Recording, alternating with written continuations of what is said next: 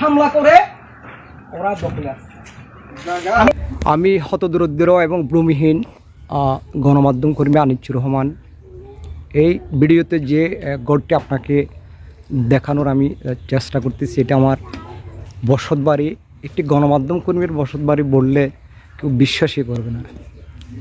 অবশ্যই এর কারণ হলো যে আপনার ভূমিদস্যুদের একের পর এক হামলা এবং জবরদখলের আক্রান্ত আমরা 5 ভাই, আমাদের পরিবারে আমার বৃদ্ধ মা এবং আমার অবুঝ শিশুরা। তো আপনাকে মেসেজটা দেওয়ার আজকে উদ্দেশ্য হলো, ভিসা পাসপোর্টবিহীন মালয়েশিয়ায় আমার এক প্রবাসী ভাই রয়েছে এবং হৃদরোগে আক্রান্ত ওপেন হার্ট সার্জারি আমার এক ছোটো ভাই রয়েছে এবং ভূমিদস্যুদের হামলায় মাথায় গুরুতর আঘাত 326 ধারার একজন আমার আপন ছোটো ভাই। এদেরকে নিয়ে আমি কোনোভাবে জীবনযাপন করতেছি। তো প্রবাস থেকে আমার ছোটো ভাই আসবে, এই সুবাদে আমাদের থাকার ঘর নেই। এই ছোট্ট ঘরটাতে আমরা, আমার ভাইয়ের স্ত্রী, আমার স্ত্রী, আমরা আমাদের 4 সন্তান, আমরা 5 ভাই, আমাদের বৃদ্ধ মাকে নিয়ে থাকি। তো আজকে আমরা এই প্রবাস থেকে আমার ভাই আসবে, এই সুবাদে থাকার ঘর নেই, তাই আমরা থাকার ঘর করতে যাচ্ছিলাম। তো এখানে ভূমিদস্যুরা কাল রাত থেকে আমাদেরকে বিভিন্নভাবে উস্কানিমূলক কথাবার্তা বলতেছে। তো আমার জায়গায় আমার এখানে ঘর করবো, ওদেরকে হাত তুলবো না। আমি পুলিশের সামনে বলতেছি, আমার জায়গায় আমি ঘর করবো, ওদেরকে হাত তুলবো না।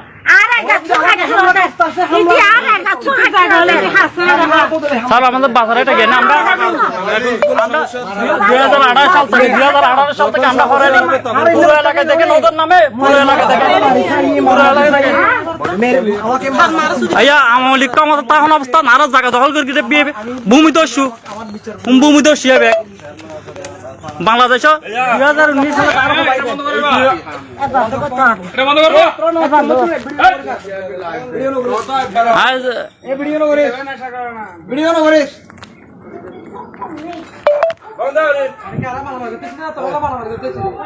আর জায়গা দখল করি রে।